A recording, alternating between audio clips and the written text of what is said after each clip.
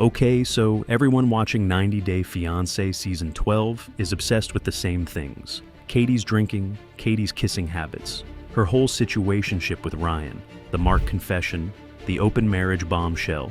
That's what all the recaps are about. That's what every YouTube video is covering. But nobody, and I mean nobody, is asking what I think is actually the biggest question of this entire storyline. Why is Josh the one who moved? Think about it for a second. He had a full life in England, a job, a home, his family nearby, and Catie. Catie is basically a full-time traveler with no permanent address. On paper, her moving to him would make infinitely more sense. But instead, Josh crossed an ocean, got a K-1 visa, and left everything behind. Why? The answer might be sitting in a throwaway comment Catie made on camera. Something so casual that most viewers didn't catch it. But it points to a much bigger problem that could explain everything about how this couple ended up in America instead of England. Let's get into it. Catie Norboe is 26 years old. She grew up in Alameda, California, and moved to Portland, Oregon in 2021. But here's the important part. Catie doesn't have a normal 9-to-5 life. She doesn't live in one place. She's what people call a digital nomad. Her actual job? Pet sitting around the world. If you're not familiar with how this works, there are entire websites, Trusted House-A-Sitters, Nomads, Mind My House, that exist to connect pet owners who need someone to watch their pets with travelers who want free housing. You show up, you take care of the animals. You stay in the house rent-free. For Catie, this became her whole lifestyle. She's been doing it since around 2022, traveling from country to country, staying in strangers' homes, watching their dogs and cats, and never really settling anywhere. Josh Atkins, on the other hand, very different life. He's 30, from Cambridge, England. He's a web developer and photographer with an actual established career in the UK. He has family there. He has friends there. He has a full built-out life that took years to establish. The two of them met in 2022 when Catie was in England on, you guessed it, a pet-sitting job. And the way they met is actually kind of funny. Catie was swiping on Tinder and matched with a guy. But when they met up, it turned out the profile she matched with was actually Josh's friends. Somehow that mix-up led to her and Josh talking, and the rest is history. From there, they did the long-distance thing for a couple years, Catie flying back and forth between the US, the UK, and various other parts of Europe. Then Josh proposed in Turkey in February 2024. And now, in 2026, we're watching their story unfold on Season 12. That's the setup. Now, here's where it gets interesting. LC presents Josh's move to America like it's the most natural thing in the world.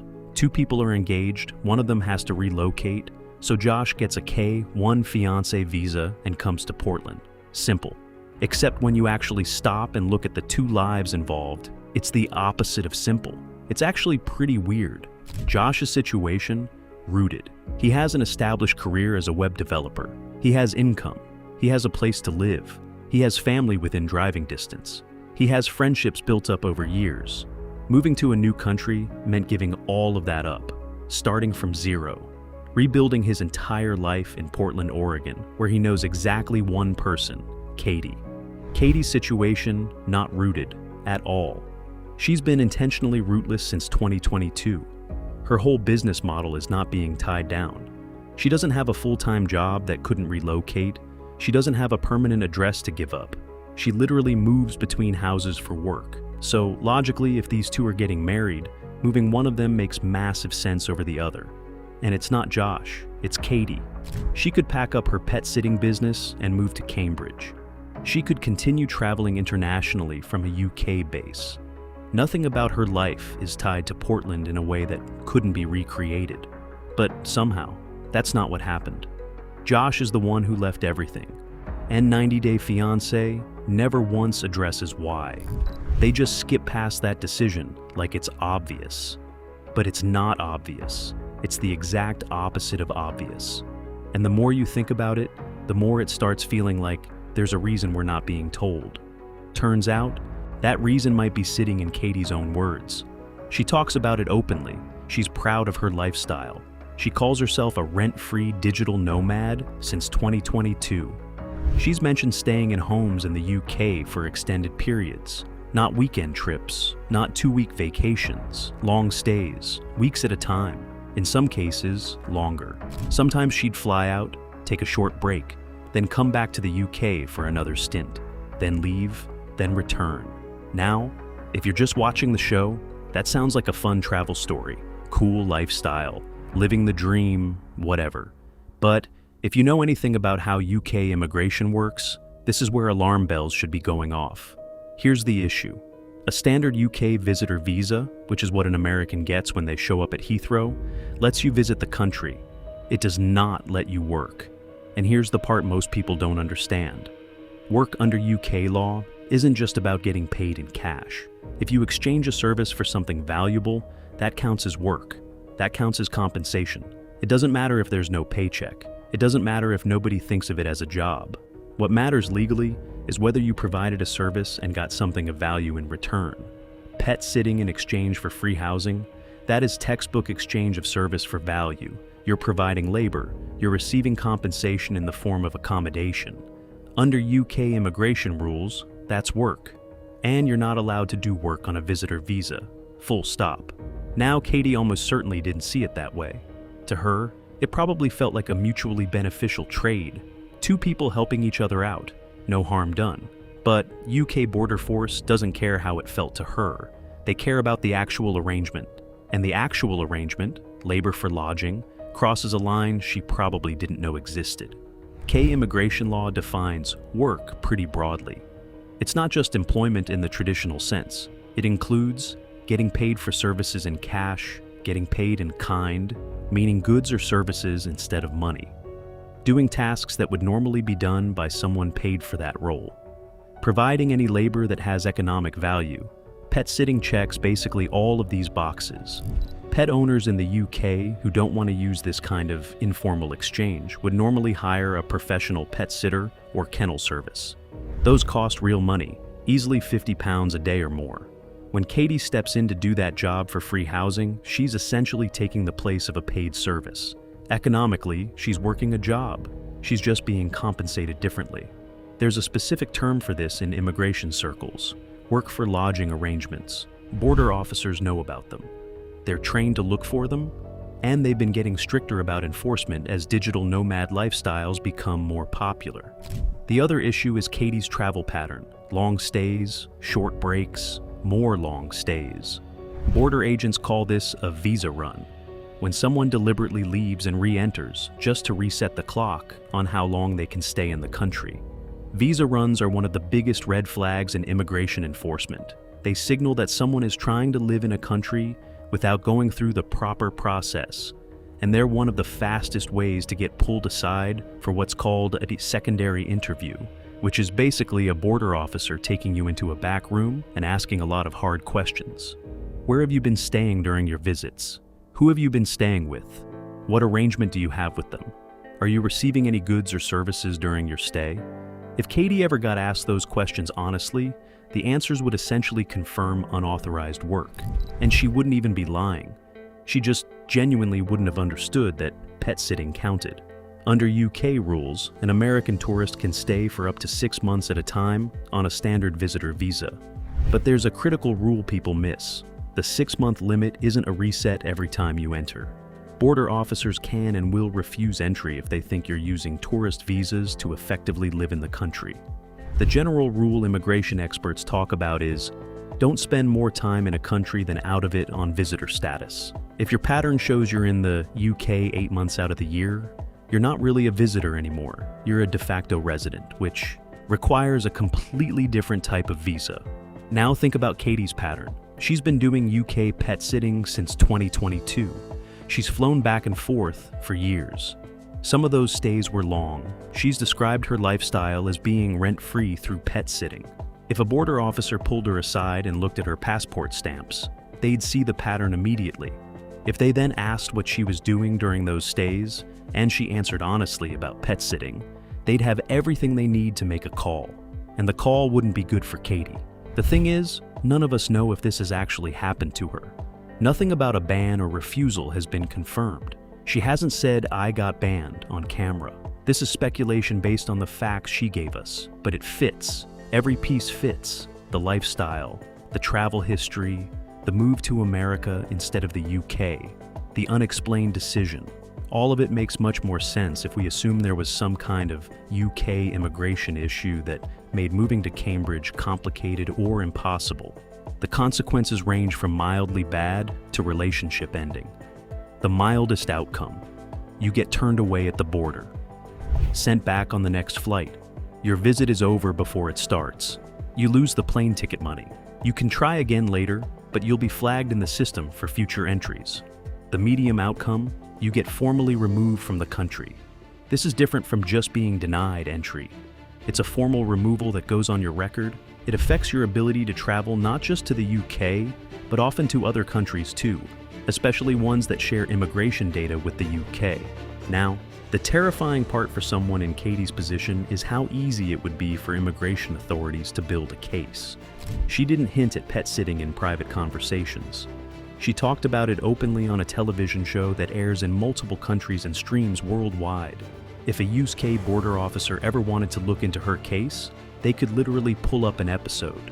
Her own descriptions of her arrangements would be right there, on camera, time-stamped, available for anyone to see. Fans in 90 Day Fiancé subreddits and forums have already noticed this. They've been comparing her situation to other cast members who've had similar issues. There are documented cases in reality TV history where cast members' on-camera statements have caused them real immigration problems later. None of this means Catie has an official ban right now. Absolutely nobody outside UK border force knows her actual status. But her behavior fits the profile of someone who could get flagged perfectly. If Catie was worried, or her lawyers were worried, that her UK travel history could cause problems, moving to Cambridge with Josh becomes a much riskier proposition than the show makes it look. Here's why. To move to the UK, Catie would need something more than a tourist visa. She'd need either a fiancé visa, a spouse visa, or some other category of long-term permission. And to get any of those, she'd have to go through a formal application process. That process involves disclosing her travel history, it involves interviews, it involves paperwork that would put her past UK stays under a microscope. Or worse, the disclosure of unauthorized work could result in her being banned entirely. Suddenly, Josh's move to America doesn't just make sense. It becomes the only realistic option. The K-1 visa route lets Josh get into the United States legally without ever needing to interact with UK border force about Catie's past.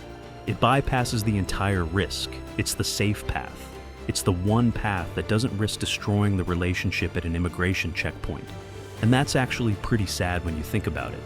If Catie had done things by the book, applied for a proper working holiday visa when she wanted to live in the UK, or gotten a specific work permit, she and Josh could probably be living in Cambridge right now. She could have built a real UK life. Josh wouldn't have had to leave his job, his family, his home. But because of choices she made without really understanding the legal implications, that door might be closed. And Josh is the one paying the price. He's the one who had to give up everything. The show never once mentions this. TLC never explains why he had to be the one to move. They just present it as a normal decision. But if this theory is right, it wasn't a decision at all. It was the only option they had left. Pet sitting for free housing is a massive trend right now. Digital nomads are doing it, retirees are doing it, young travelers on tight budgets are doing it constantly. The main website for it, Trusted House Sitters, it has literally hundreds of thousands of members. But immigration law doesn't work on obvious or fair. It works on definitions. And under UK definitions, and actually under most Western country definitions, exchanging a service for something of value counts as economic activity, which counts as work, which requires proper authorization. If you're planning to do this kind of arrangement in another country, you really need to look up the specific rules for that country. If you're a digital nomad watching this, and you've been doing pet sitting exchanges internationally, you probably haven't thought about the legal side. Most people don't. But border officers have, and they're paying attention to this stuff more than ever. Catie's story might not just be entertainment. It might be a cautionary tale for an entire lifestyle movement. Reality TV cast members share a lot on camera. Drinking habits, family drama, relationship fights, financial problems, and sometimes, like in Catie's case, their own travel history and living arrangements. Most of the time, this oversharing is just good television. It gives producers dramatic material. It gives fans something to argue about online. It fills episode runtimes. But every once in a while, oversharing hands real-world consequences to the people watching. And by people watching, I don't just mean fans on Twitter. I mean government agencies, insurance companies, employers, immigration officers. A reality TV cast member isn't just performing. They're going on the record. Everything they say gets archived, streamed, screenshotted, and can be pulled up at any point in the future. If someone wants to build a case about anything, the reality TV footage is often the easiest source. For Catie, this creates a weird irony. The show is framing all her relationship problems as being about trust and communication. Every fight gets edited to look like it's about her drinking or her relationships with other guys. But if my theory is right, the actual biggest issue in her relationship with Josh had nothing to do with any of that stuff. It was about a pet-sitting arrangement she casually mentioned, which might have quietly closed off her ability to move to his country years before they were even engaged. That's not romance drama, that's paperwork drama. And it's arguably affected their life together way more than any of the on-screen fights we've been watching. So, that's the theory. Josh moved to America not because it was the easier choice, but because it might have been the only choice they had left. Catie's pet-sitting lifestyle, innocent as it seemed to her, might have created a UK immigration problem that made her joining Josh in Cambridge too risky to attempt. To be crystal clear, nothing about this is officially confirmed. Nobody outside UK border force knows Catie's actual immigration status. She has never used the word ban on camera. This is a raid on the facts she herself gave us, applied to how UK immigration law actually functions. But it's a way stronger explanation for Josh's move than we just felt like it, which is what the show basically implies. If you want more 90-Day Fiancé investigations and Season 12 breakdowns that go beyond just recapping episodes, hit that subscribe button and turn on notifications. I've got more theories coming as this season finishes up. Drop a comment below. Do you think Catie's UK situation is real, or am I reading too much into it? Let me know what you think. Thanks so much for watching. See you next time.